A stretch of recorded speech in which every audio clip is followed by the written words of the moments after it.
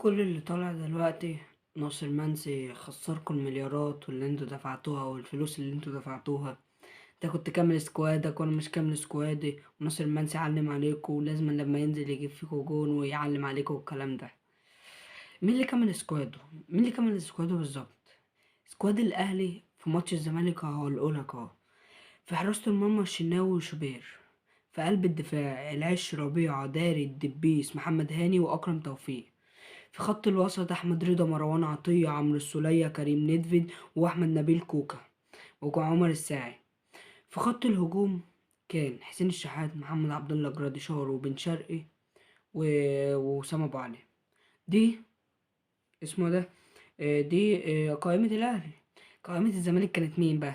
احنا عارفين التشكيلة كانت في حراسة المرمى عواد، تلاتة قلب دفاع مصدق صفقة جديدة عشان ما يتكلموش، حسام عبد المجيد والونش. في أربعة في وسط الملعب بنتايج على الشمال، عمر جابر على اليمين وشحاتة وعبد ودونجا. قدام كان زيزو وعبد الله سعيد وقدامهم سيف الجزيري.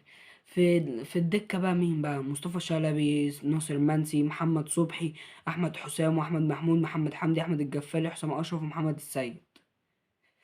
يعني هما نزلوا ناصر منسي مهاجم وكان قاعد لهم بره مهاجم كان هداف الدوري اسمه حسام اشرف.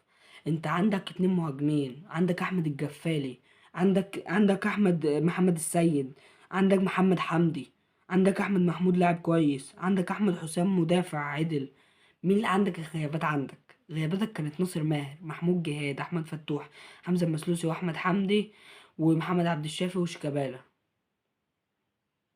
معظمهم اخر ماتشاتكو مكانوش بيلعبوا، فما تطلعش تهري وتقول الاهلي كان مكتمل واحنا ناقص مننا فرقة كاملة، وتيجي تقول احنا عملنا بأقل حاجة. فالكل واحد زملكاوي عقليته فلتة منه شوية، ركز عشان ما تخليش حد يضحك عليك بجد.